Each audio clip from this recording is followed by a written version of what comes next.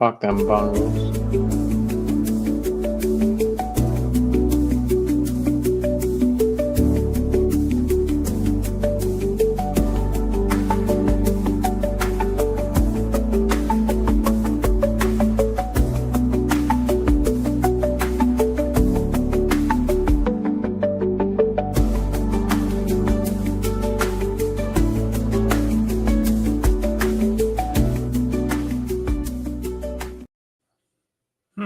Ladies and gentlemen, boys and girls, children of all ages, it is once again open mic night with the Driving to the Top team. I am Big Rich, and we got the cast with us tonight. To my left on your screen, to my right, it is Dylan over there. Dylan, how is it going in Jacksonville after the trade deadline? I'm glad we don't have to face Brock Bowers this week because he gave me a bigger pain in the neck than the Las Vegas strip. But you know what? Hey, we won.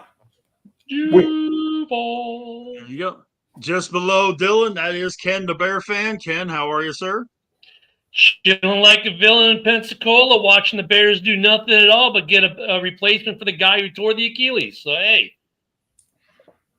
There you go. Just below us, we haven't seen you in a couple of weeks there, Rav. Rav, how are you, sir?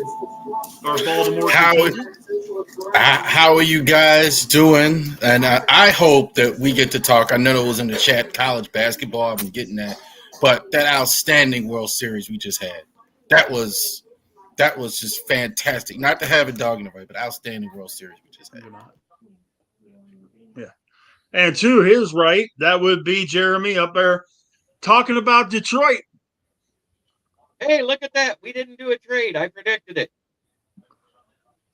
Yeah, I was kind of surprised. I really was. I really was.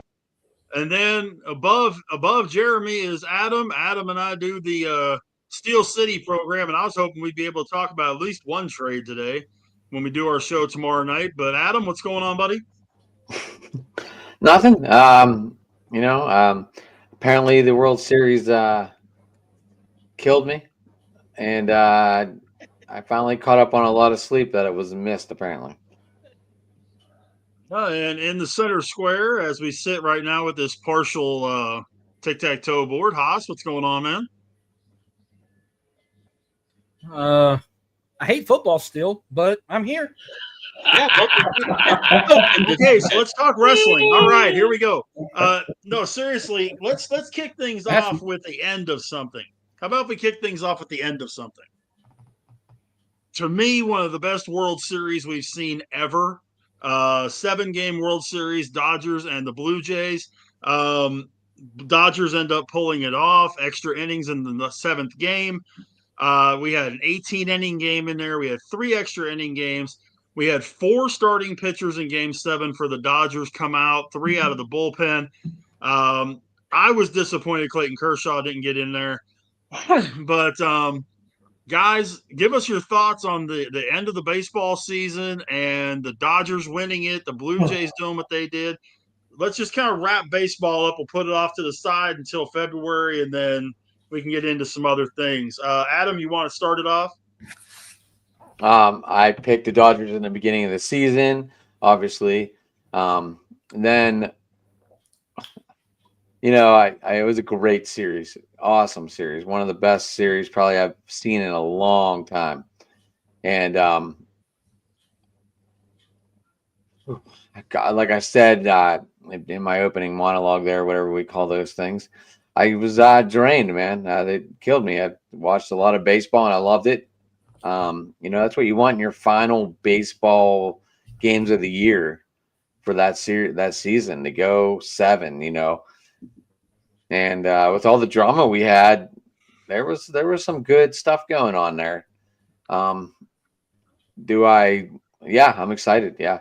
I loved watching every Pittsburgh sports media, Twitter outlet cry for the cap, cry for the floor, and just whining. Like it was annoying. Twitter on the day after that World Series was very annoying to me. Because, they bitched about them. Oh, the Dodgers signed all these free agents. No, the Dodgers signed the free agents because none of the other teams did. True. And by the way, for all of you idiots out there, and you know who you are, that have been throwing death threats and stuff like that at my boy Izzy, calm down. Bunch of bullshit. Calm down. Jeremy, what'd you think, man? It was a great series. I will admit I didn't watch much of it because I checked out till it got to be 3-3. It's because my Tigers got bounced by the Mariners. I was happy when they got bounced by the Blue Jays. Oz, what'd you think? Did you get a chance to watch any of the World Series, man? I watched about 80% of it. Like I may have missed I missed game 1. I missed game 4 and 6, but it was a hell of a series. And I think what shocked me more was it was game 3. I remember I woke up in the middle of the night to go take my usual piss because I'm old as fuck, and I get an alert going off like an Amber Alert, breaking World Series going into 16 innings. I'm like, it's fucking 2:00 in the morning here. I'm laying in my bed, groggy as shit, watching it till the end, about an hour and a half later, and then I woke up about 4 hours later to go to work. Exhausted as shit, but that was worth it. I wanted Toronto to win. I wanted George Springer to get ring number 2, but I'm going to give Ohtani his flowers. Ohtani's the best player right now. I hate the fucking managers and everything, or whoever, the staff and whatnot of the Dodgers, but hey, shout out to Jason, shout out to Ohtani. Y'all back to back. Canada just can't win shit. Jen? Yeah, hey, congratulations, LA, because for the crap hole they live in, they need something to cheer about Los Angeles. So at least there's something they can cheer about in LA when everything else around them seems to be falling to shit. And hey, you know what? I mean, Canada. Yeah, you can't win shit ever. You can't win you can't win the Stanley Cup. 1993 was your last time you hoisted the cup. You have 1 NBA championship, 0 World Same year Series. they won the World Series. What now? 93 was the last time. Just like the Stanley Cup. Yeah, so I mean, you know what? Canada, someone said 51st state. Nope, we don't take in losers. So, look, I mean, LA, I watched a little bit of it. The 18-inning game was crazy because I was on X, shit posting politics. And Adam Schiff every 10 minutes. Oh my God, another inning. I'm like, first off, I know I had Adam Schiff in my For You feed. I was trolling them earlier, so I got stuck with them. It's the only reason I knew when 18. I was like, you've got to be kidding me. Yeah, I mean, it was a good series. I'm happy it's over. Congrats to the Dodgers' first back-to-back for the National League since the Big Red Machine. So, yeah, from that aspect, I mean, Canada, suck it up, losers. Oh, and by the way, everyone on X, thank you. Hit the 10K follower mark yesterday, so thank you for your support, and we'll keep bringing it to you. Just remember, they'll always win the Grey Cup. And Raph, what do you got, man? Only because there's no American team. Actually, Baltimore Colts, CFL Colts, won the Grey Cup 1 year. We'll take credit for that before we had a team. That World Series was fantastic. Bench clearing brawl. You had guys who were limping around on the field playing. You had home runs, extra inning games. Two things really stuck out. There was a lot I could talk about, but Dave Roberts can take his place as the best manager in MLB. Fantastic stuff from Dave Roberts, I thought. Just everything he did worked out fantastic. Using the starters, putting the guys in. So I thought Dave Roberts, was the eye-opener for me. And also, too, and Vladdy Guerrero was every bit what Shohei Ohtani was in that series. Not his fault at all that they lost. Vladdy was tremendous. Even his defense has improved. His father's defense. That double play he turned was phenomenal. Yeah, I mean that was really to me. We all knew what a great player just in sheer numbers, but what he did was fantastic. Also, Bichette and Springer shouldn't even have been walking around. I mean, I mean, as much as they get hit by a lot of pitches, that's a strategy. I saw that too many times where they got hit by pitches. They had like 3 in every game where they got hit by pitch. Something to that, but great stuff. Period. Dylan, wrap it up. You guys are going to think I'm crazy, but I think, yes, the 18 inning game was great. Game 7 was wild and wacky. Is it a legendary World Series? No. And you know why? Because I think part of baseball's problem is that we don't look back on history. Our history now is with our iPhone. We don't remember what happened in 75. We don't remember what happened in 86, 91, 2001, that crazy Game 6 in 2011, when the Cubs won the World Series in 2016. I think 2025 will be remembered, but it'll be remembered as the Yamamoto Series. Was it a great World Series? No. Was it a legendary series? Of course not. I love Dan Leonard. I'm sorry. Yeah.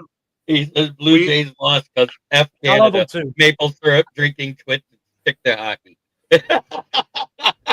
Well, he's before we funny, get too. too far into the NFL weekend that was, and do a little NCAA basketball talk, we got some breaking news here Yeah. because we have the first 12-team college football projections. Number 1, Ohio State. Number 2, Indiana. Number 3, Texas A&M, and number 4, Alabama. Number 5, Georgia. Number 6, Ole Miss. Number 7, Brigham Young. Number 8, Texas Tech. Wreck 'em. Number 9, Oregon. Raiders. Number 10, Notre Dame. Number 11, Virginia. And number 12, the Fighting Memphis Tigers. I got a question real quick. I'm sorry to cut you off. Now that they revealed that, did they throw the 4 best conference champs get the first round buys out the window, or is that still in effect? Because you got 3 SEC teams in the top 4. That's done, I They believe. threw those 4 out the window. Oh well, fuck me. They threw that 4 out the window this year. I think all 4 get in, but they're not automatically in the top spot. And I would- Memphis would be the group of Texas 5. Tech is the top of the Big 12 right now. I would not have minded seeing Texas A&M be above all of them because of their wins this year. I don't know. Indiana's got the best win in the country out of Oregon. And don't forget, Texas A&M went into Notre Dame when they were a top 5 team and knocked them off. So that's just as equal. I'm calling it now. A&M Indiana will beat Ohio State in the Big Ten championship. God, I love it. You got to look at the fact that A&M's season, they have had 2 games all season against teams that weren't ranked. And I'm not an Aggie fan by any stretch. I'm a Tech guy because I'm a Tech guy. I followed Baylor, so they're kind of my number 2. But A&M has played a hell of a schedule and made it through. If they can make it the rest of the way into the playoff, it's going to be, it's going to be hell for whoever has to play them. That's your first brackets. I haven't had a chance to say this too. All these coaches getting fired. So we had James Franklin getting fired. We had Billy Napier fired. You had Brian Kelly fired. Hugh Freeze got fired. You know why they're getting fired? Is Mike because Gundy. Mike Gundy's fired. Gundy, yeah. They're getting fired because of Spaghetti in Indiana. Because if he could turn that place around, that's what's making all these guys get fired. It's unbelievable. Indiana's been at the bottom of the Big Ten for decades, literally 15 or 16 years. Yep. You know the who I last think 2 years is different. You know who I think should be on the hot seat right now? Dabo? Mario Cristobal, Miami. Yeah. Wait, here's another one. Who will most likely get fired after this coming week? Dabo or Prime? Because Prime's on the verge of losing 5 in a row, and if Dabo loses to Florida State, I think he's done. I think Dabo's more likely because he has a lower buyout. Plus, I don't generates too much money. think they'll knock Prime off at the middle of the season. They'll wait till the end of the year and not re-sign him. Because if I remember right, he only has 1 year left on his deal. Prime generates too much money. Even though they suck, he generates so much revenue, he's worth the trouble.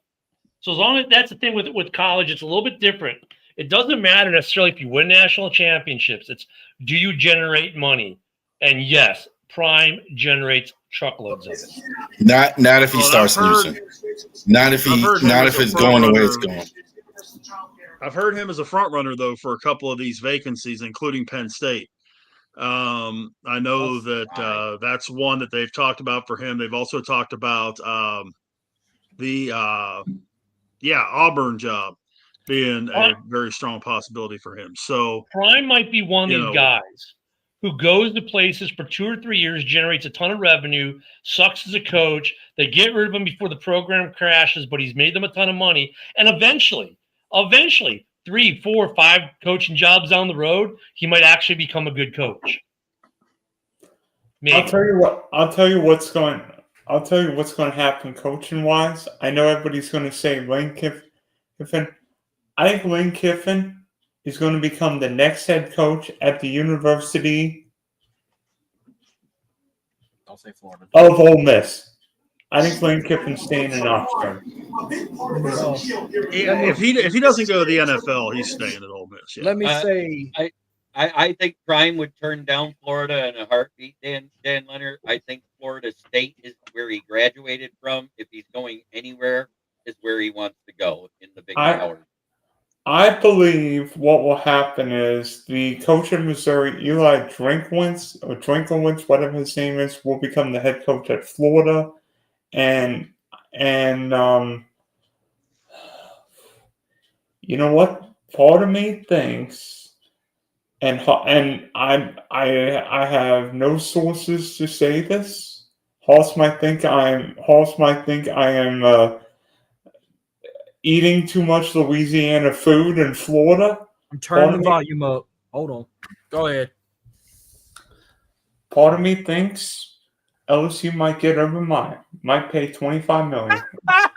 No, see, the one that I heard, Haas, and take this one for what it's worth, but the one I heard from a reliable source is that LSU is going to try to put a full court press on Freeman from Notre Dame. Yeah, go take someone else from Notre Dame. I'd love that. But can I just say this real quick before we move on? Yeah. So far, we got our president, we got our athletic director tonight. And if there's anybody else that loves LSU like I do that watches this show, stop listening to the AI photos on Facebook. Nick Saban's never coming back. That's why he's not at Alabama no more. NIL drove him away. He's never coming back as long as NIL's taking over. I said as soon as NIL came in, you watch, within 2 years, Saban will retire because he doesn't have the only paid team in the SEC. He brought in some of the best players, and then a year or 2 years, they leave and go to the transfer portal because they're not making enough money or they're not national champion contenders no more. NIL and the transfer portal fucked his career up where he had to retire. LSU and Auburn are bad jobs, too. No. They are. I mean, unless you're talking about money. If you just want money, then yes, they're great jobs they have. But it is way too hard to win in the SEC at LSU, at Auburn. The expectation is way too high. I mean, they've hired coaches that have actually won titles the last 3 years. Hey, Hoss, you got to remember something. Takes coming out of Duval. Even in the state of Florida, we give them a little bit of salt. Just saying. Well, Baton Rouge is at the point where you come to LSU, winning must be on your mind at all times. You don't come to win, but you don't come to win. You come to have to win to make it happen. Like there's no expectations. It's win or we're running your ass out.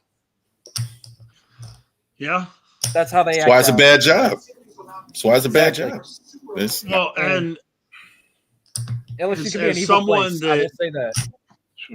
Well, and someone that knows her pretty well or has known her pretty well, I know that when the AD at LSU got fired, if it tells you what the way some of the other coaches regard him, Kim Mulkey did not do her press conference after the game that night. She sent her assistant in because they did the axing in the middle of the game.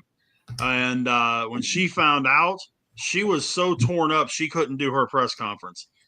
I've watched that woman do press conferences in a whole lot different situations than that, and she couldn't even handle doing that. So the AD going, He was held in very high regard by a lot of people at LSU. Kelly going was a completely different deal. From what I gather, a lot of the coaches at LSU were not a fan of Kelly from the jump. They didn't think he was an LSU guy. But I think that's one of the biggest. That and Penn State, to me, are the two marquee jobs that are out there right now. It's gonna be fun to see who takes those jobs. And by the way, LSU and Florida are the top two jobs available.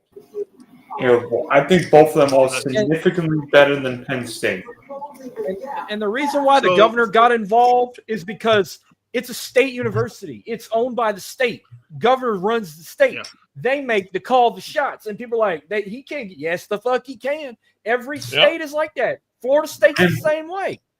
By the way, you don't have a head coach or athletic director make a decision, they're going to call the governor down the road. The same thing in San Marcos, Texas, with Texas State. Same way.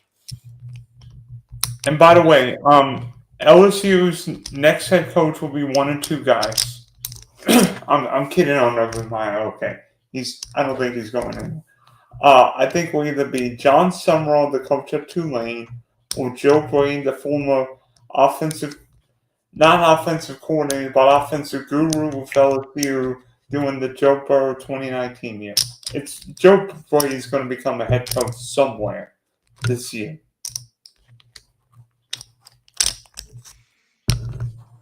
What is with Pennsylvania? Probably Lane Kiffin. What is with Pennsylvania? What is with Pennsylvania teams blowing 3-0 leads? Josh has completely shifted to hockey. Josh, are you talking about Austin Matthews beating your Surrey Penguins again? Come on, man.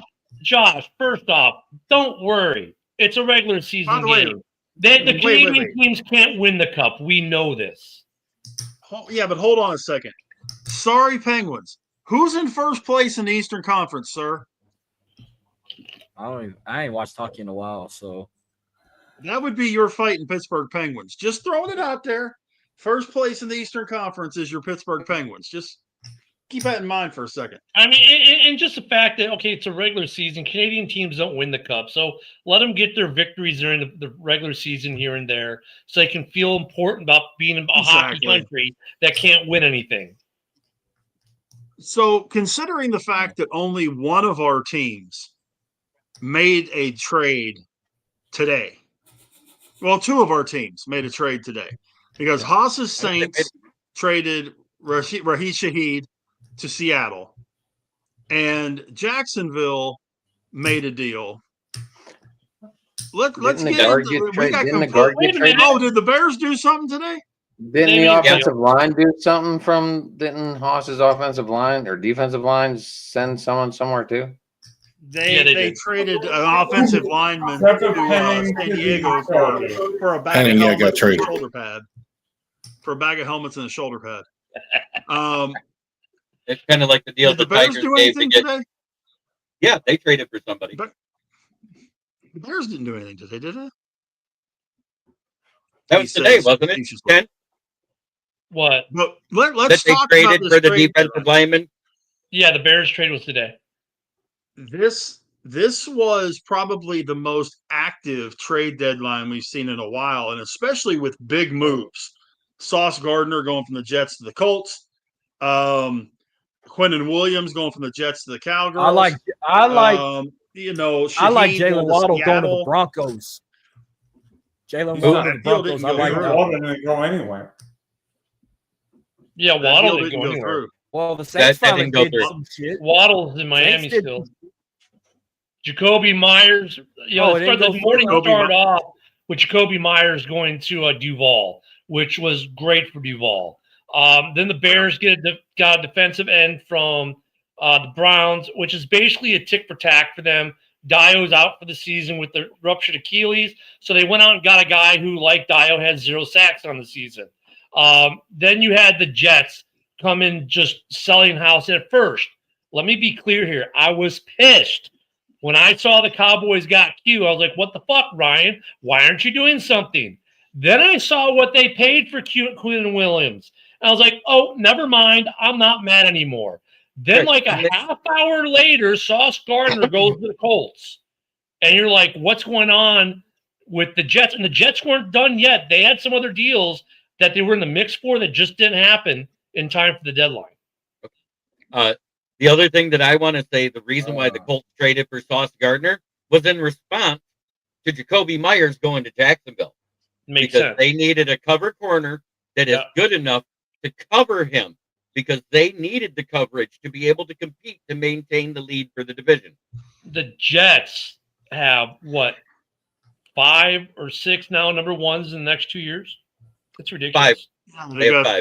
three next year, or 2 next year, 3 the following year. Yeah, and a bunch of 2s. Dylan, so what do you got? I mean, they got paid, and there were some other guys they were trying to get rid of. They just couldn't get the trades done in time. So I mean, Jeremy, the Colts did not get Sauce Gardner because of what the Jackson Jacoby Myers. The Colts got Sauce Gardner because Indy's defense couldn't stop a nosebleed. They were 30. Secondly, obviously the Colts have a lot of cap room. Daniel Jones is going nowhere, seemingly so, even though he peed his pants against the Steelers. But TJ Watt does that 3 times a year.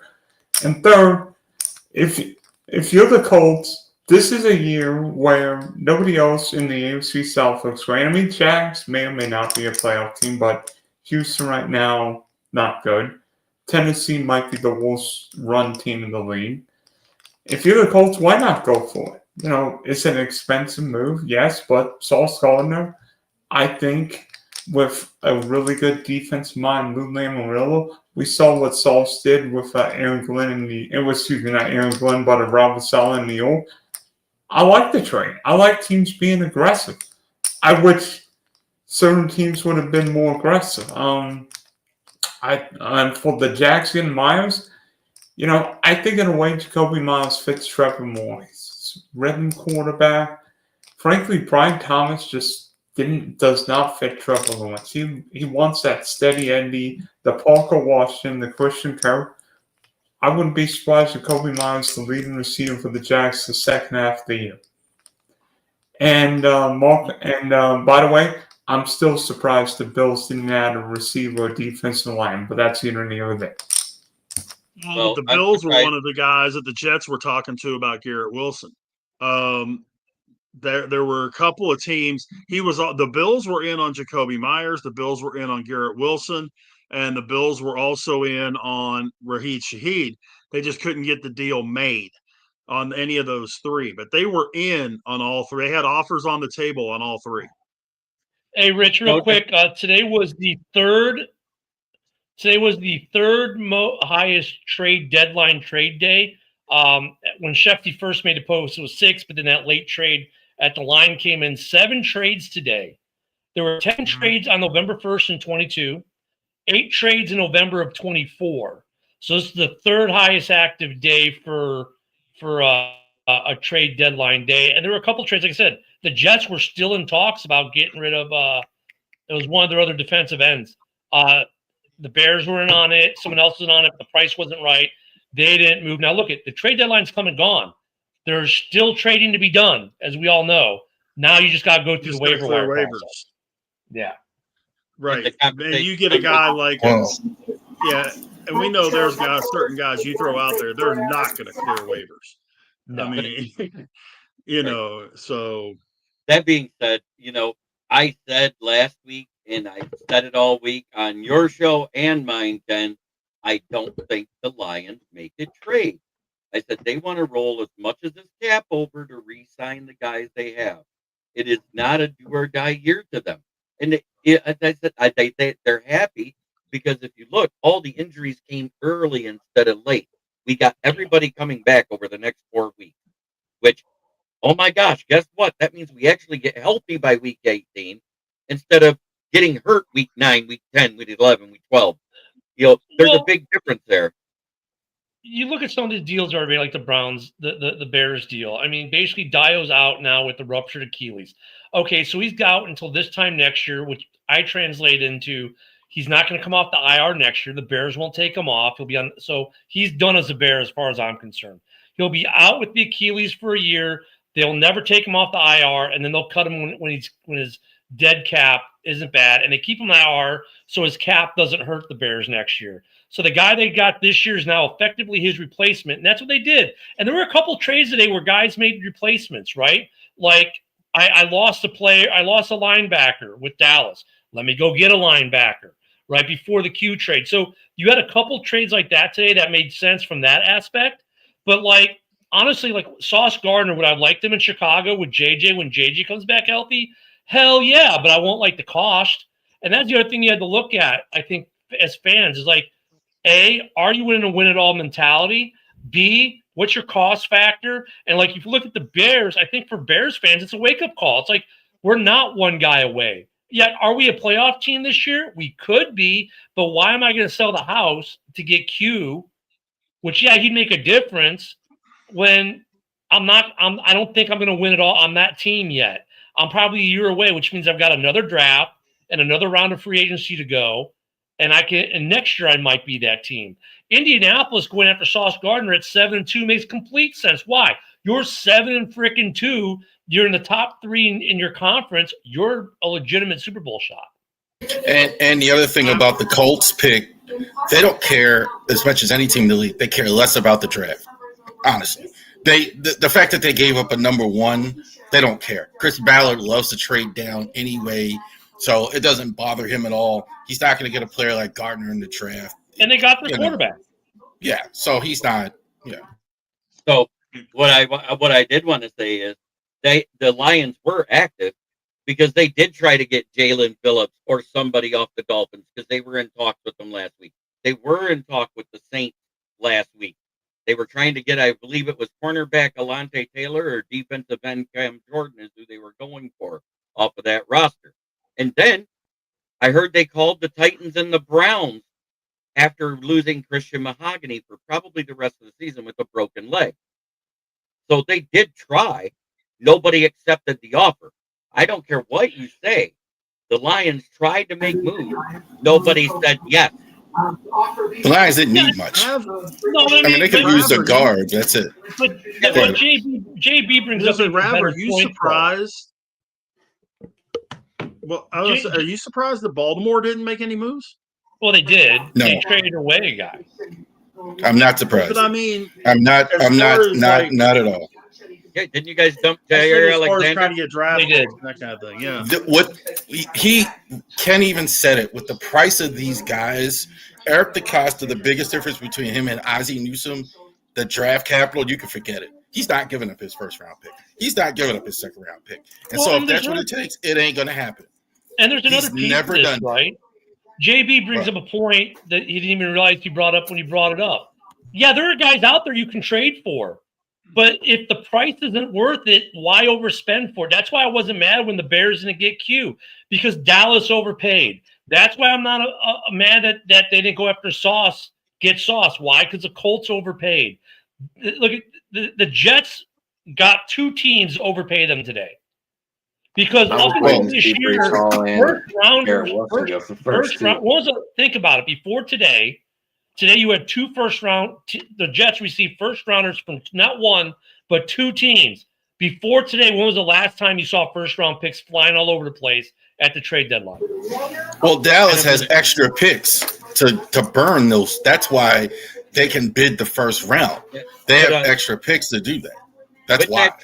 With that trade today, whichever pick is lower out of the 2 first round picks that Dallas has, the one with the lower, in other words, the better draft pick, It'll is be the one that Dallas. goes to the Jets.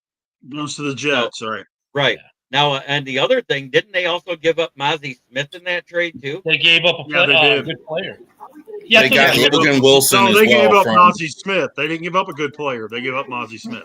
The Jets won the trade deadline today, though. They also got a Donnell Mitchell too, right? They got some capital, but today, you never see first rounders going. So teams were overpaying. So if you're a Lions fan, don't be mad. You didn't overpay for something that was maybe a rental. Don't be mad if you're a Bears fan. You're not overpaying if you got an extra first round pick. How are you overpaying if you get a player like that? You're still overpaying. No, you're not paying. Why would you hold on to 2 first round picks when you can get? Because I can get 2 blue chip players versus 1. I have newsflash. Sauce Gardner hasn't played like a top 5 corner most of the season. And Q's And been I- hurt don't- this year. They don't throw at him, but he does break up 50% of his passes when he is thrown at him.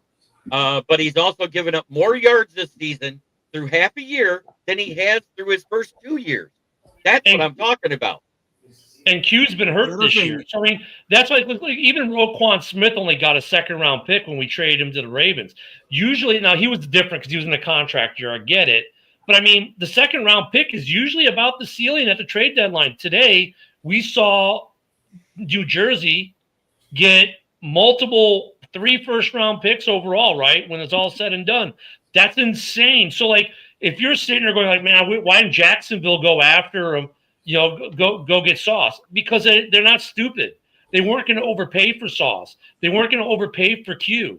Those two teams, and look at, I get what Rob is saying, because Dallas had an extra one to spend, so they could afford to overpay, but they still overpaid. Indianapolis has a ton of cap space and a ton of capital. They could afford to overpay. They maybe are unique in that way, but like Jacksonville probably couldn't afford to overpay. The Bears couldn't afford to overpay. The Lions weren't going to overpay. The Green Bay Packers won't even pay the guy who cuts their grass. So they're definitely not overpaying. And you mentioned Roquan. That's exactly why I didn't think Eric DeCosta would do anything. Because look, Roquan Smith is the best inside linebacker in the NFL. You could argue Fred Warner. Well, you guys or whatever. have gotten healthy. That's the other thing. So that's- you guys are trying to get healthy. Even in that, they didn't give up a first round. Now, wait, Roquan Smith. I understand that, but at the beginning of the season, Roquan Smith was ranked like 50th. No, I understand. He was horrible. We're talking about when you got traded. And the difference, though, Rab, Yeah, I understand all that. Yeah. the reason you didn't give up a first round pick is because it was a contract year for him, and he had done the sit in at camp. So that's why we didn't get a first rounder for him, because he was in a walk at the end of the year because the Bears weren't going to re-sign him. So that's why, the difference with Q and Sauce, they both have years on their contract. That's the other reason why you could justify overpaying with the number 1 picks for him. Roquan didn't have that luxury. You had to re-sign Roquan or he was walking. So a second round pick was appropriate. The other thing we got to look at, too, is just how big of an impact Shaheed is going to make in Seattle. Jackson Smith and Jigba has definitely had his blow-up year where he has become that guy that they were expecting him to be.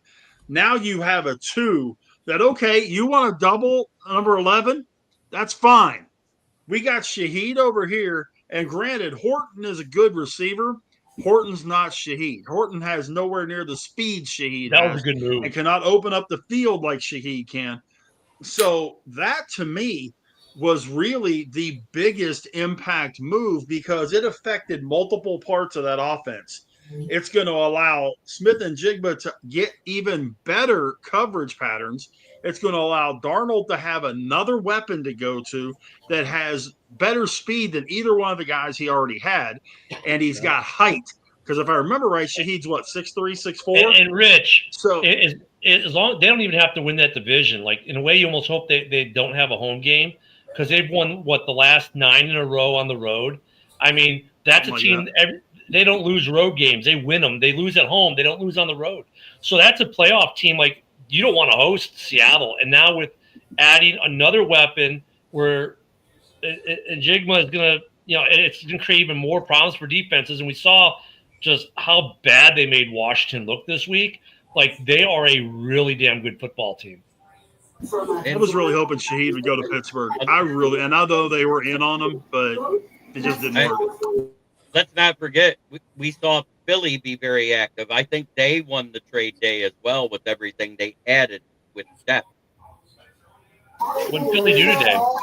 Jalen Phillips and Jair Alexander.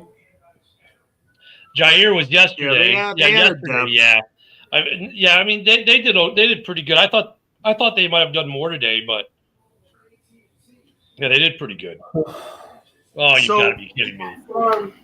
What's that? I don't want to be political on here, but let's just say people are going to be leaving the state of the city of New York pretty soon.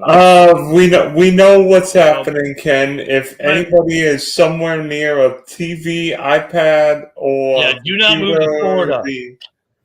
A We're certain full. guy in a certain city probably scares. Florida's closed. We got a new receiver in the state. He bought all the houses. Jacoby Myers bought all the houses. We're closed. Do not move to Louisiana. You can't handle our food. You can't handle the what is it? The mumbo? Not mumbo. Gumbo. Gumbo. The go- Yeah. You can't handle the Tony seasoning or Louisiana hot sauce. Yes. I got a question for everybody. Trade deadline come basically halfway through the year, give or take. Top 5 power rankings. Oh wait, don't you add them? Let's see. Pick a number between 7 and 27. 26. 21. 23. 18. Who said 18? I did. You're up first. Great. What am I doing? Top 5 power rankings. Oh, we're still doing For that. what? For what division? For what? NFL. Okay, there you go. Three. It's top 5 power rankings. There's power rankings in basketball. There's power rankings in college. There's power rankings. MLS. Yeah. And there's power MLS. rankings there too. Yeah. Pittsburgh Yeah. Riverhounds, baby, playing in the Fucking second round of the MLS. playoffs. Why is my cat attacking my TV? My cat's not happy with the TV. My cat's attacking my TV. Sorry. Anyway, Maui's been doing that, man. The last week he's been attacking the TV set. I don't know what's getting into this cat. Now that I'm talking about him, he jumped down. You know what? It's interesting. Right now, I want to. Well, I'm not going to put the Seahawks are in the top 5. They've been impressive. I even begrudgingly putting the Patriots in there because I have the Bills in there, and I can't have the Bills in there without the Pats who are above them. So my top 5 are going to consist of the Pats, the Bills. Yeah, I'm gonna have to go Pats, Bills, Seahawks, just because they're so damn good on the road.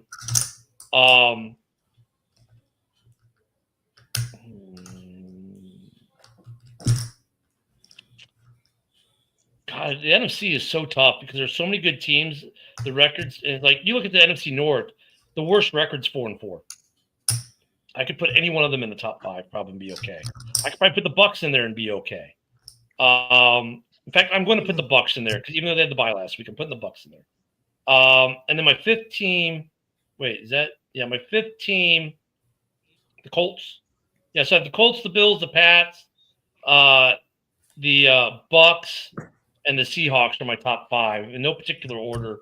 But there's still so much flex going on with some of these teams. Like the Lions, I'm sorry, they shit the bed last week, losing to the Vikings. The Bears should have made that game, should have looked easy. Instead, they had to have this dramatic come from behind victory with Colson Loveland, strike to Colson Loveland from Caleb. There's still so much inconsistency in the North, but all those teams are solid, but none of them have quite put it together yet. It's just, that's where I'm at.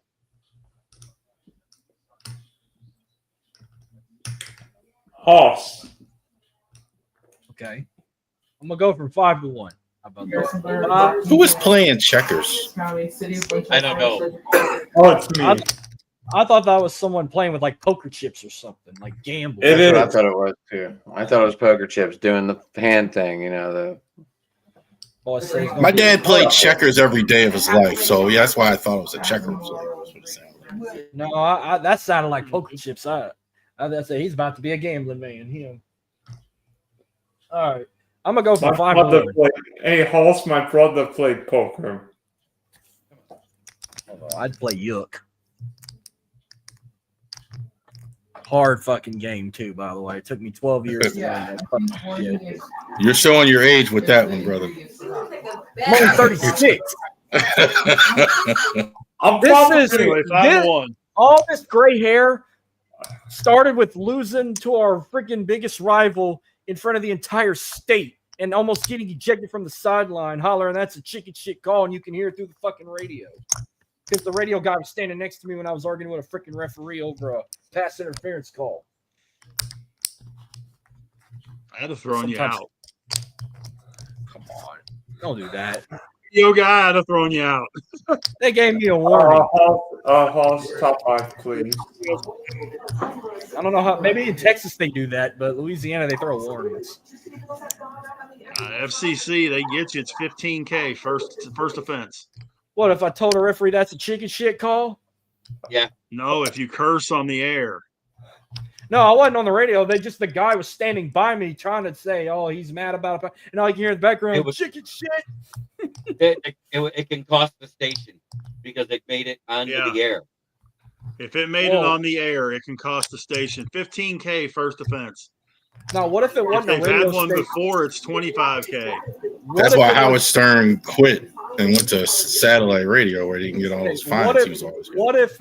See, it wasn't a local radio station. It was just an app you can download on iTunes to hear a local area football team you can hear through the app. Well, that's not FCC then. Okay, well then that's not radio. Yeah, it's streaming audio. Streaming but anyways, audio. 5-1, man. 5-1, let's go. All right, 5, I got the Bills. 4, I got the Seahawks. 3, I got the Patriots. 2, I got the Broncos. And number 1, I got the Colts. Big, sexy. Rich. I'm going to get some people fired up on this one. Don't say Dallas. I got Buffalo 5, Seattle 4, Tampa 3, Indy 2, and Denver 1. I love that. I like that. I'll tell you what, my top 5 will be totally different than any of you guys. Charles. I got Seattle in the 5 spot. Seattle's really good. Darnold is really. We could stop all the jokes now. He's been really, really good this year. I got the Bucks at 4. Bucks are still really good, even though they were off last week. I like the Bills still. Their defense, if they pick it up a little bit, Oliver's going to hurt them. They score so many points. And the only team that really figures out Kansas City defense. That's what I like about them. They score in that good defense regardless. Number two is New England. New England's defense is no joke. It's fantastic. And the Eagles are still number 1. I think if they had if they had gotten Myles Garrett, that would have just been cheating for the rest of the league, like they were trying to get. Jamie, top 5 NFL power rankings.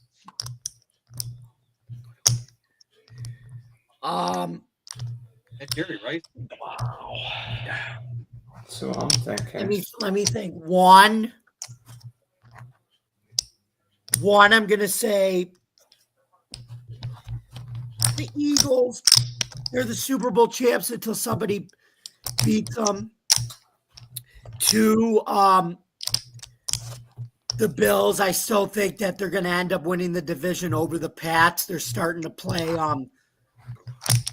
good football, and it was a good win against Kansas City, especially AJ Epineza just pushing Mahomes out of bounds and WWEing them. I thought that was interesting. 3, the Patriots. They're an upcoming team, a tough team to play against. Drake May gets better every week. Their defense is also strong. 4, I'm going to say the Detroit Lions, even though they lost to yes. Dan Campbell is still the coach. They're still a tough team. It's one ass cheek, 3 toes, which we know. What? Oh, Jeremy, Dylan doesn't know about that. Where'd you get that from? Dan Campbell says that. Dan Campbell said that during the preseason on Hard Knocks that year. He goes, "We're going to beat your ass. I don't care if you got 1 ass cheek and 3 toes." Yeah. That's Dan Campbell for you. I love it. He's a walking soundbite. Detroit. Like I Sounds said, like I got Detroit at 4. And I think, and I'm actually going to say, guess what I'm going to say at 5? Ken, get ready. Da Bears. What? I'm happy with that. Hey, they almost blew I'll the have what game, he's and then having. they didn't. They found a way to win. They're 5-3. I don't care. It's hard to win in this league, and I think they're going to be a team that's going to get better too. Ben Johnson. That is the worst defense in the league, possibly. No, The Bears. Cincinnati. No, I need to enter. Oh no, they're not as bad as Dallas. Come on, Cincinnati's the I need to worst. enter. They're in the dance, too brother. bad too. They're in the dance. They're in the Adam, dance, but they're not. Adam. I need to entertain Ken and Jeremy for a second here. We're gonna make people laugh. I lost another parlay Sunday. Guess whose fault was it this time? And this is what I'm gonna blame it on. Packers cost me my parlay, and I blame those fucking ugly ass throwbacks they wore. Oh God. You can do that. Look, That's Hoss, fair. here's the problem. Hoss, here's the problem. Hey, can Okay, they made a custom cover for for Dobbs to fit the style because it blended in so well. You couldn't see him from the moon anywhere. Therefore, stole Love that couldn't helmet. find him to actually throw the ball. They stole that helmet idea from Illinois, by the way. They were the first to put that graphic painting of the rubber helmet. It was ugly. It looked good. It looked good under the helmet. Unfortunately, Dobbs' helmet was not as visible. Therefore, no one could see him, and that's why Love was throwing interceptions. What was worse? What was worse, that throwback or the Steelers CDA 2319 for Monsters Inc. throwback they wore against the Packers? Okay, Oh, and now come think on. about this. The Steelers wear that and play like trash against the Packers.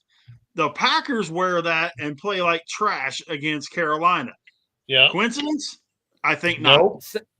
Hey, Saints wear all anything I they know- play like You Hey, play good, hey. you look good. Let me have my take. Let's not have the Steelers wear Eastern State Penitentiary fucking uniforms anymore. You're not getting any arguments from me. Because that's The what it looked Bumblebee like. stuff, no. It looked like it came. I don't even I like could the tell look. Jeremy. I could tell JB's hung around a lot of black people. I've heard Hey, too man. much. I've heard too Hey, much, man, man. brother. You You just don't understand. Come where I grew up. I'm starting to. I've heard a little bit too much, bro. All right, JB, I will say hands down. I don't know what y'all call them. City uniforms, alternate uniforms. The blue Black. helmets with black uniforms, best uniform alternate I've ever seen. That is called the Motor City Muscle. I love that uniform. They Those are wore it pretty against Tampa Bay. I got it. Guess what 2 uniforms I've got that in? What 2 players right now active on the roster? Barry Sanders, Amon Ra. No, not Amon Ra. Aiden Montgomery. Hutchinson. Aiden is one, and the other one's a rookie. Oh, never mind. Tate Rutledge. No, the Fords bought a Tesla. I'd have got Six Saint. nothing. I'd have got Amon. But I have an Amon Ra, but I have it in the black salute service from his if rookie I'd have got a legend, I'd get Megatron. you know or what Barry legend I Sanders. still have, and it's an original Reebok jersey from 2002. Who's that? It's a Joey fucking Harrington. Hell yeah. Adam, NFL top 5 power rankings, please. Speaking of that, hold on a second.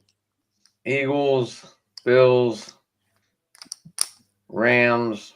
Yeah, I'm just throwing names out there because I really didn't prepare for this. Colts, and I really like Seattle. Jeremy. Okay, before I go, I got to do this for my guys watching that's been commenting because I haven't been able to do it because everybody's been talking. So this is for all you guys from my channel. Got to I throw got in that. the Just in 74 time. in music. Josh. By the way- let me tell you this. Nobody's got my list. Speaking of Okay. legends, At new 5, shadow box coming in for this. I just pulled out the back of the closet and washed the shit out of it. It was so dirty and Nice. dusty. So, anyways, my 5. Starting at 5, yes, Because last week I had the Lions at 3. I move them down to 5 with this loss. Above them, I have Seattle, I have Indy, I have the Bills, and I have Philly. In that order. I think that leaves it to you there, Dylan. Okay, guys, you want a real list? I'll give you a real list. Real list. Number 5. I thought we all had a real list. I guess Circle not. the wagons for the I got a Buffalo list for y'all. Bills. Number 4. The top team in the AFC, according to the Spunky Power Rankings, the Denver Broncos. Number 3. Nobody's sleepless for this team. That would be the Sam Darnold-led Seattle Seahawks. Number 2. You know what, guys? I wish we'd love each other like brothers, because the city of brotherly love's number 2.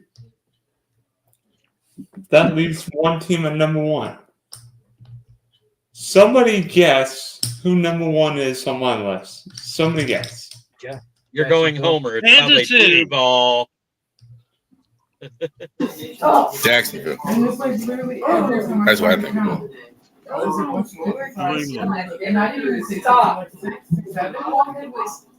Even the background don't believe that to be number 1 either.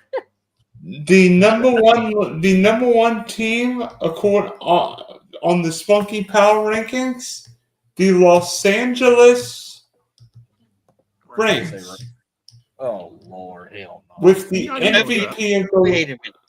With them beating the Saints, you Thank move them you. up that far. You beat nobody. Yeah, You you beat Tyler Shuck. You know, beat, a rookie. You beat sewage No. water. in the NFL. You're gonna think you guys are gonna think I'm crazy. Yeah. The game was 34-10. That game should have been. That game was as big of a 34-10 beatdowns I've ever seen. The Saints I ran mean, look, 40 Stafford plays. did beat them down. Devontae did have a big day. Look, They've been doing it without Puka. I mean, there is some validity to putting him there. I saw on a couple different shows between different networks where Stafford's like basically on top of the mountain right now in terms of quarterbacks, you know, to some people's minds. So, I mean, the Rams, honestly, I get where you guys are coming from, but look, yeah, they beat the freaking Saints, which isn't saying much, but they did it like you should do it if you're a good Look. team beating a bad team. 9 times Okay. out of 10, if you're minus 13 or more or against the Saints, you're going to cover. Either way, you're going to cover. I got a quick question. Which was a more impressive win?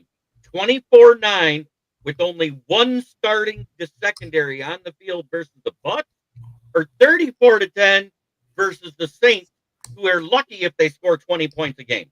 100%. 100%. The Rams were more impressive against the Saints than the No. Lions. No, you're not even close.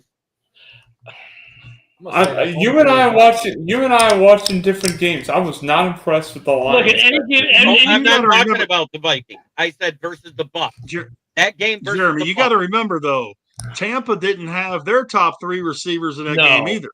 and that was probably Baker's worst game of the season. I mean, So I get it. And look, Jeremy, you said let they me- didn't have your top 4 corners. You didn't have your Yeah. top 3 receivers for Tampa in that game either, or their And starting running back. JB, let me put it. I get where JB's coming from, but let me bring it to this way.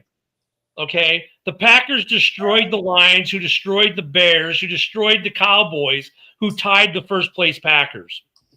That, you know, it's any given Sunday in this league. So to Well, compare, the NFL cycle is complete. yeah, You could do a complete cycle of this team beat that team and that Yeah. team beat that team. And that. The I know. cycle They has already been showed it. completed Yeah. for the I season. saw that cycle. But So, I yeah, mean- that Tampa win for Detroit, There's you only one played quarterback. Tampa's second string except for Baker. There's only one quarterback that hasn't completed the cycle in his career that's able to right now, and the only way he's going to do it is if somehow Tomlin and the Steelers make the Super Bowl to play the Packers again. well, the Packers aren't getting to the Super Bowl. So that's And neither is Pittsburgh, for God's sake. But I mean, I know, I can understand the argument though for the Rams. I get the argument for the Rams. I do. And look, we all picked the Rams to win this division. Yeah, So it's not completely surprising that we're I picked the Niners.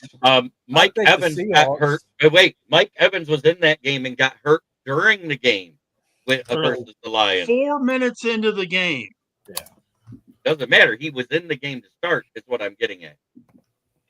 He was in the first drive. That was it. Dude, I'm sorry. The Lions lost a game that they should have easily won this week. Oh, I said that. Mike, did you read the article I posted? That's why I had to bump them out of the top 5. It's like the 2 times this season where I've been like, the Lions are the cream of the crop. Then they go do something stupid. I'm like, what the hell, Detroit? I dropped them from 2. I dropped them from 1 to 2 to 3 during the bye week. I mean, And now I've dropped them to 5. I appreciate Jamie putting the Bears in the top 5, but to be honest, look at the NFC North right now. I don't think we have any. You can make an argument for any one of the 4 teams to be in the top 5, but you can make the same exact argument for them not to be in the top 5. Right. You know, it's just like that division is what we thought it would be: highly competitive, very good division overall. But you know what? Still kind of a quagmire because, like, the Bears can't put it all together in one game. The defense is really good in the offense, or the running game is really good in the passing game isn't. The Lions lose to teams they should beat the teams that you know, then they can beat other people. The Vikings, who knows what the fuck their story is, and Green Bay shits the bed to an up and coming, mind you, Carolina. And Jordan Love was terrible. And in all I think you agree. I actuality, think you guys would all agree.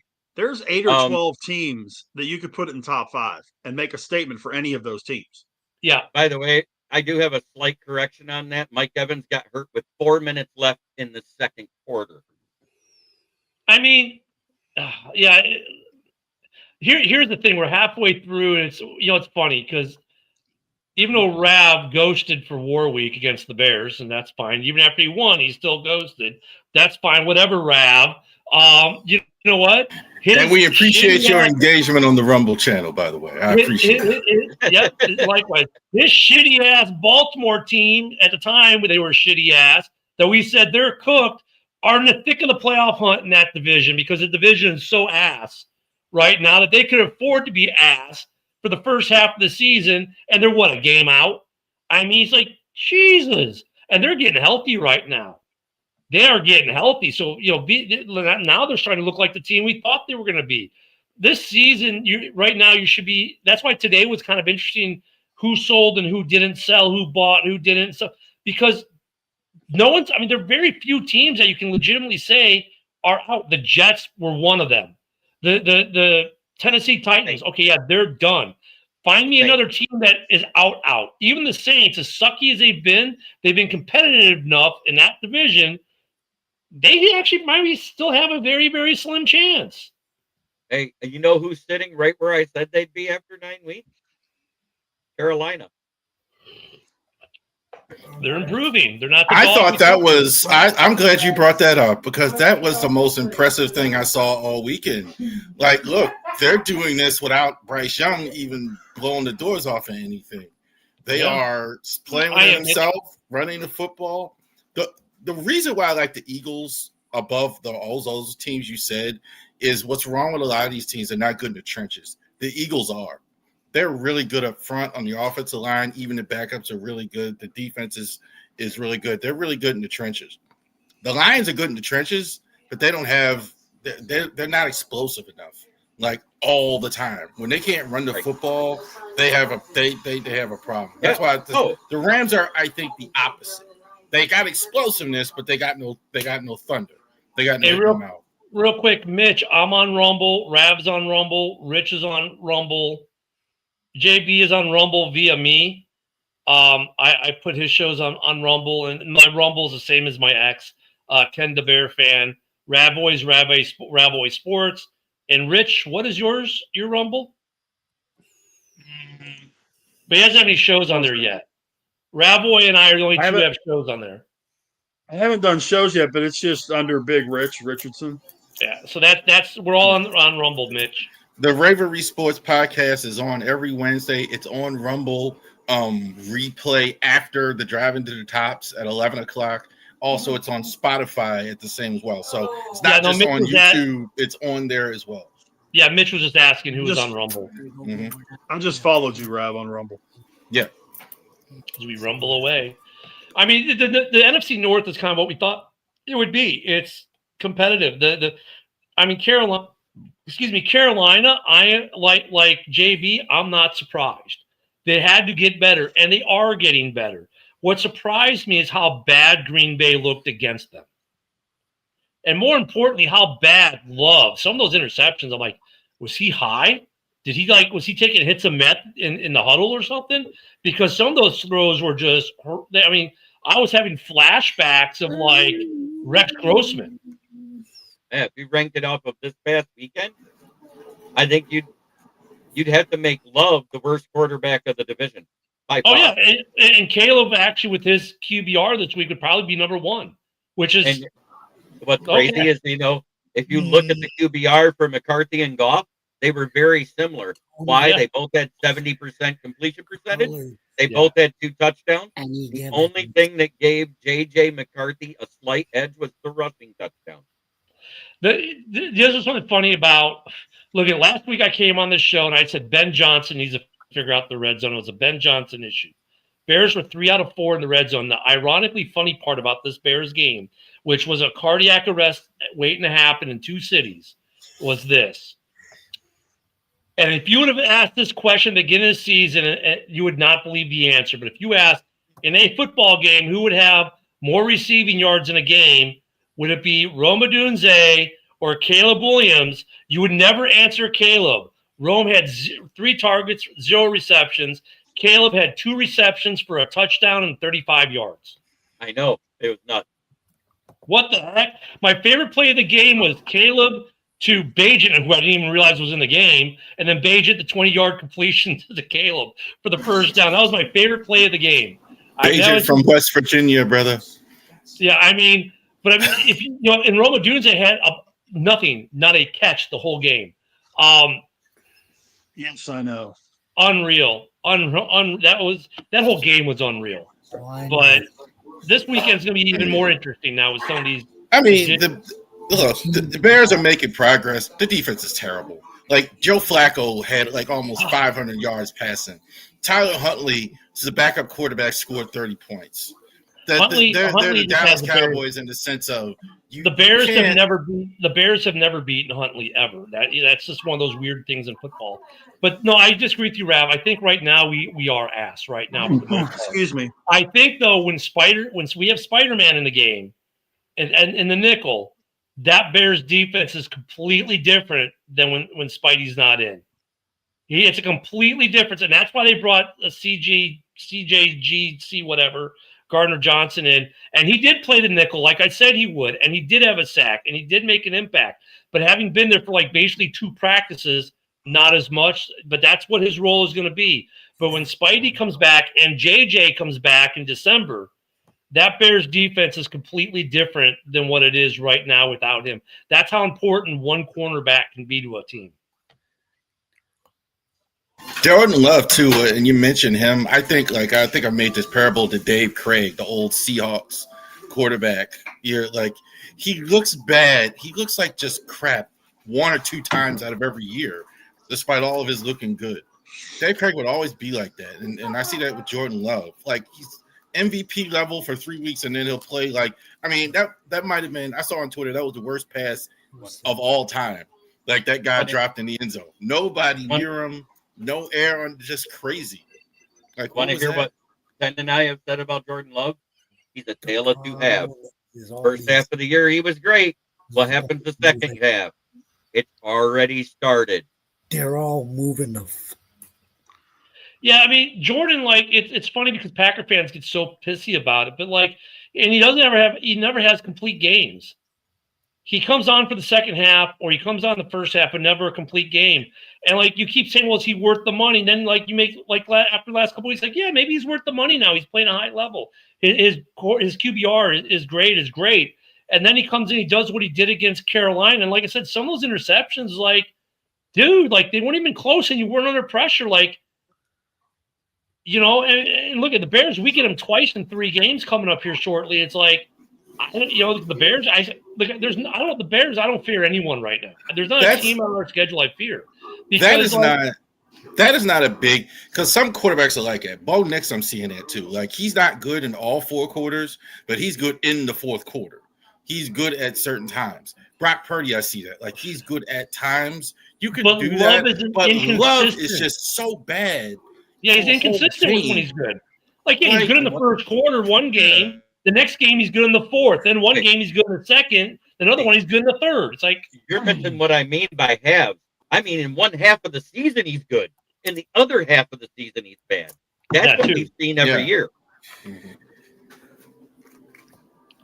I mean, guys, I got to bug out. I hate to stop this thing for a minute, but I got to bug out. You guys can hopefully continue and have a great conversation, but I got to bug out tomorrow night, Adam. Absolutely. No. Friday. Or Friday night. I'm sorry. Yes, Friday night. Special edition, 7:00 Central, 8:00 Eastern. Steel City Sports Talk.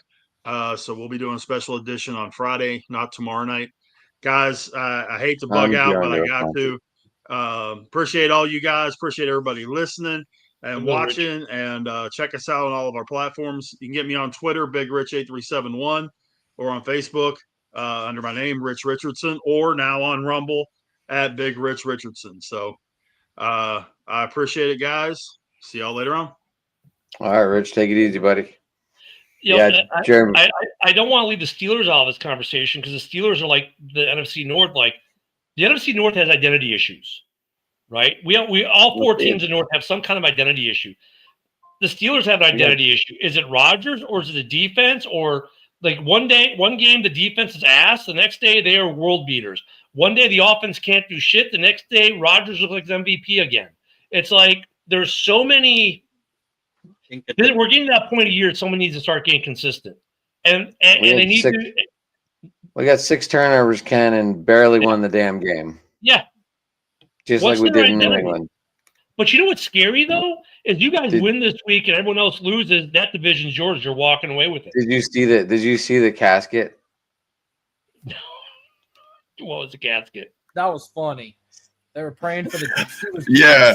They did a funeral for the Steelers defense. They actually had a casket and pallbearers and everything. That was hilarious. I loved it. That's good. I don't think it was appropriate, but yeah, it was funny. The Lions fans that are out there, I'm going to tell you right now, at the opposite side of Hutchinson, we're nowhere near as bad as everybody thinks we are. Hutchinson has 7 sacks. Al-Qadim Muhammad has 6.5, and he didn't start the first 2 games. I don't think we're as bad at the edge as all of you butt-headed, stupid you guys, individuals. Detroit's good on the front. Thanks for cutting me off. I was in the middle of a rant. You're welcome. Go ahead. Yeah, Jeremy, just to let you know, I will not be on your show tomorrow either. I got a concert tomorrow. Just to let anyone else before Jeremy tried to talk. Yeah, really. I mean, it's the 5th time I've been cut off in 2 minutes. No. Go ahead, everyone. Anyway, you butt-headed, stupid individuals. Stop listening to Woodward Sports. Neil Rule is an idiot. The only guy on there that half-ass makes sense is Easy. I mean, look at JB and I've agreed with JB for the most part this year about the Lions. Their front's pretty good. It's their secondary where they have issues. And look at the Packers, the Bears, and the Lions all wanted cornerback help at this point. Like, we all could have used it. Like, we all would have welcomed it, right? But the problem was, and rightfully this is how smart the GMs in the North have been. They didn't overspend for something that wasn't going to make them substantially better. They didn't go and just get a body to appease fans, say, look, we brought some guy in, even though he's mid or sucks, right, at corner. So we're going to have to figure it out. All our teams are going to have to figure it out. I'm good with what the Lions did or didn't do, because what corners were out there for us for any of these teams in the North to trade for? There wasn't anyone worth giving up the capital for. So they're fine on their front. The only problem they're going to have is when you come up against a good old line that can stymie that D line and gives quarterbacks an opportunity. Like guys like Caleb will give them fits. Guys like Jaden Daniels, who's now out for probably the year, will give them fits. Some of the mobile quarterbacks or some of the quarterbacks have decent lines protecting them will give this Lions team fits right now because their secondary is lacking. But if you you come across a team where their offensive line isn't in the top 10, where they don't have a mobile quarterback, you're going to see some big sack numbers out of this Lions defense. Yeah, just ask Lamar. Yeah. You got that right, brother. I had to say it. Yeah, You're talking about one of the most mobile quarterbacks in the league, and we sacked the dog snot out of him. But when you guys got him, though, too, like, didn't they have a lot of – I mean, not to take away from it, but let me just add to that. You have to be a mobile quarterback who has a halfway decent line at the time you play the Lions. If your line is beat up and they're going to let them through, I don't care how mobile they are, the Lions will let them. No. Ravens offensive guards are terrible. Yeah, but you didn't like they're not. There's no. They basically played the same guys. Their offensive guards aren't. But at the same time, the pressure didn't come up the middle. Our defensive tackles had 0 sacks. You know what got him? It was linebackers and DNs because we played a spy. Lamar even talked about it in the post presser. He goes, "I've seen more spies in this game than I've seen in any game in my NFL history." Career. I'm shocked more teams don't do that. They call the good. I'm seriously shocked that more teams don't spy. Josh was talking about the Steelers. I'm real quick. I can't get my arms around the Steelers. I don't know what I'm looking at. Jeremy, was that you or my headphones? Is that me? I guess my batteries are low in my headset. Oh, I'm sorry. But the Steelers, I don't know what I'm looking at. Their defense looked fantastic all last game against the Colts, against a good team. Steelers, I can say this. I know how Adam feels about Mike Tomlin and Josh is there. I know how they feel about Mike Tomlin. But, they got to be getting frustrated, even with the win on Sunday, because you talk about identity, Ken. Like, I have no idea if this team is good or bad halfway through the season. No clue. I mean, they could go on a run. Right. They could lose all the rest of the games. I'm as confused with them as any team as I've seen. Like, because I have no idea. I want to say this as one of the 2 fans that had a team that lost this weekend. One of us has 2 teams that lost this weekend, Mr. Hawk. But Jamie, Rivori, I'm listening. Adam, and Ken, congratulations on your team's win. Thank you very much, Donka. Jeremy. I appreciate it. We needed it too. And I think the Bills' win was more impressive over the Chiefs than the Rams over the Saints.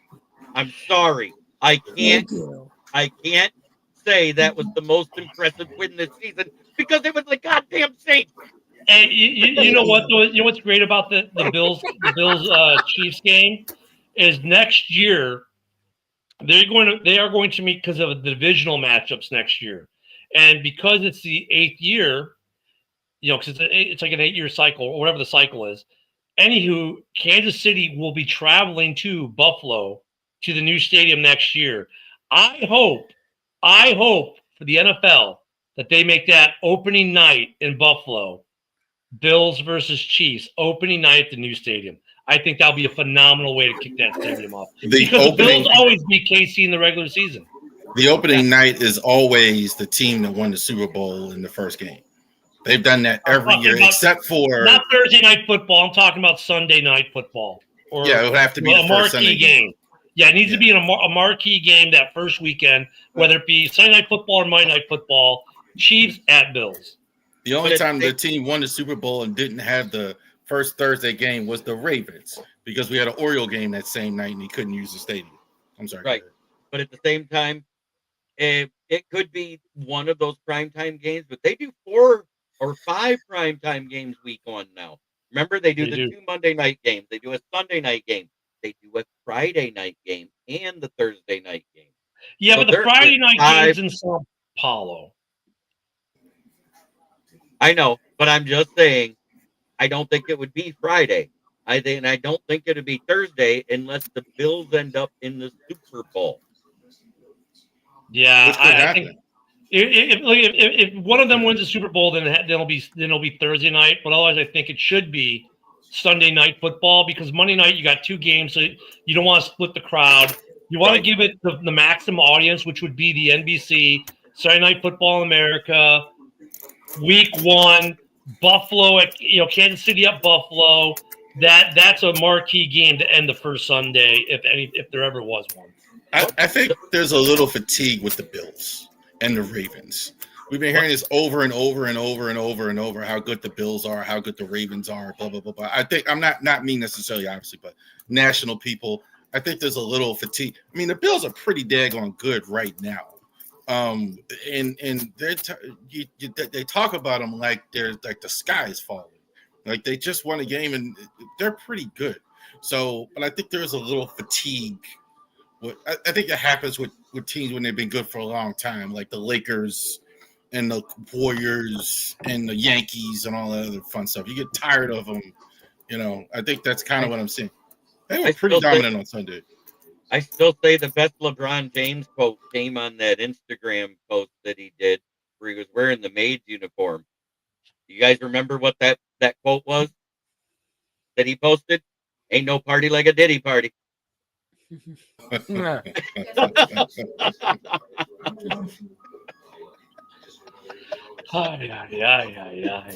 And I think that's a good note to leave it on. What do you guys think?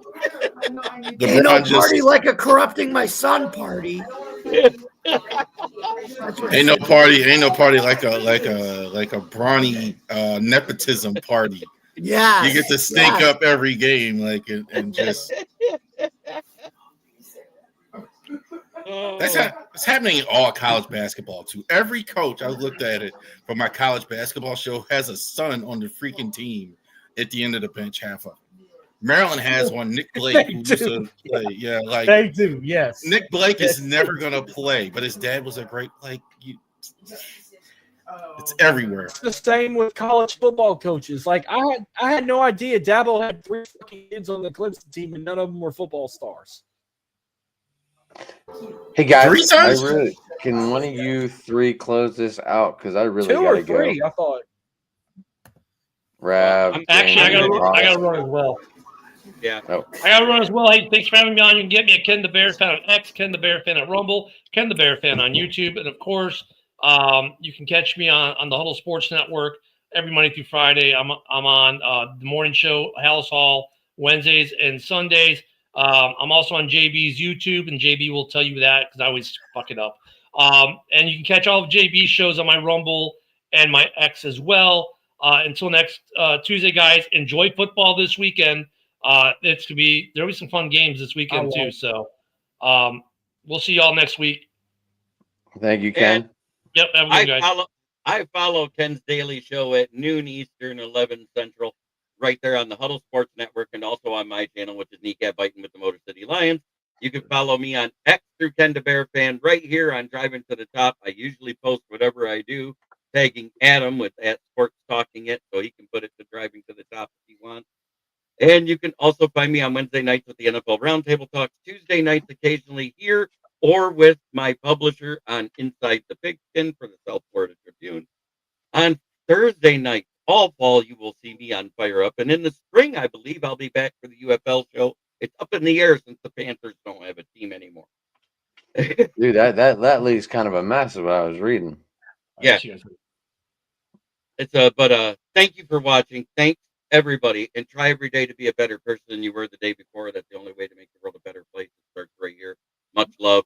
And on Saturday nights, I have my fantasy football talk. Nice. I am out. All right. You can get me at Sports Talking It on Twitter, guys. We're down to our 4. You can get me there. You can get me at Driving to the Top Productions on YouTube.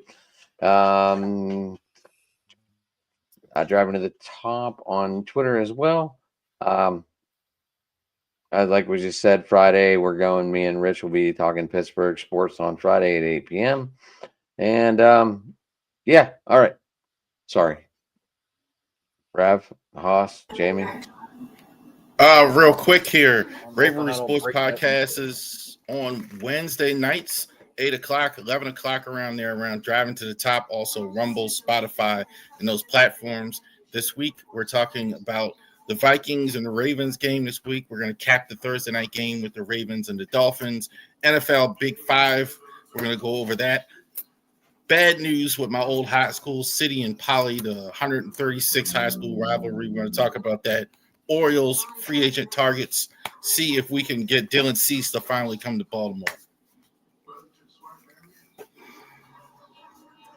That's all I got. I'm at Dig House 3. So I'm hoping I don't break nothing this weekend, but I'm at Dig House 337. Find my show on the go _TXLA. I go live on Wednesday nights at 9 p.m. and the show's about to have a twist now with college basketball back. I'm going to be doing quite a bit of college basketball on the show, mainly focus on 3 teams out of all the college teams I cover. I'm only going to cover LSU, boys and girls, only girls team I'm going to cover. Houston and McNeese basketball. I'm also going to do top 25 recaps and predictions only because there's freaking 10 million college basketball teams all over the country. I'm only going to focus on the top 25. I'm still going to do my college football and NFL talk on my teams in the league, making predictions and recaps like I do every week. Tomorrow's episode is going to be interesting. I'm going to be talking about the trade alerts. I'm going to be talking about our new hires of President and AD. Going to be talking the World Series, how it ended and everything. Great World Series I've watched. Talk some NBA talk. Pelicans about to be 0-6 or 7, whatever they are. Rockets are winning 4 in a row. Going to do a good time to be a basketball fan if you want to come check my show out. And that's all I got. So I'll catch you guys tomorrow night at 9 p.m. Central right here on Driving to the Top Productions. Jamie? All right, here we go. You guys can follow me, yours truly, at Bill's Chat 1 at Bill's Mafia Chat, and also at Jamie Malloy, the unbiased journalist, at DJ Dog Tags on Twitter X. You guys can also check me out at every Tuesday night at 8 o'clock p.m. with Joe Dalio and I doing our driving to the our Buffalo Sports Conversation Room show. We just did episode 11 of season 3 tonight, and we won't be doing another episode again until Tuesday, November 25th, when I get back from my Florida trip that I will be going on for 2 weeks, and I'll be going to the Bills Miami game this Sunday. Nice. Yep. And you can also catch me every Tuesday night at 9 o'clock p.m. here on the same Driving to the Top Productions channel for Open Sports Mike with the Driving to the Huddle crew. And then every Wednesday night, and tomorrow, Wednesday night at 9 o'clock p.m., you can catch me on with Jeremy B. Ken and his boys at the Huddle Sports Network. Right at the Huddle Sports Network, 9 o'clock p.m. You can catch us. You can catch us there on Roku TV, Fire Stick, YouTube, Facebook. And then every Thursday night, starting in March, Adam, Jeremy, Marcus, and I will be doing season 3 of the UFL. And I heard the UFL is doing a total reorg for season 3, so that's going to be interesting. Thank you guys very much for listening. Don't forget to subscribe to our Driving to the Top Production YouTube channel. Don't forget to like, comment, and ring the bell for notifications. And make sure to check all notifications. And for more content on Driving to the Top Production, you can visit our YouTube channel, Twitch stream, Facebook stream, X stream, wherever you get your podcasts. Thank you very much for listening. And for all of us here at Driving to the Top Productions, I'm Jamie Malloy, and this has been another episode of Tuesday Night Open Mic Sports here at Driving to the Top Productions. See you. I'll see you guys in 2 weeks, everybody, on the 25th. Good night, everyone. Absolutely, guys. I want to thank all the comments as well out there. Thanks for everyone tuning in. And Jamie just said, everybody have a good night. Jamie, you have a safe trip, my man. Thank you very much. I will. You know you can take your laptop with you and join us if you want to tune in from Florida. Sure. If you want to. Mm-hmm. But all right, guys, everybody have a good night out there.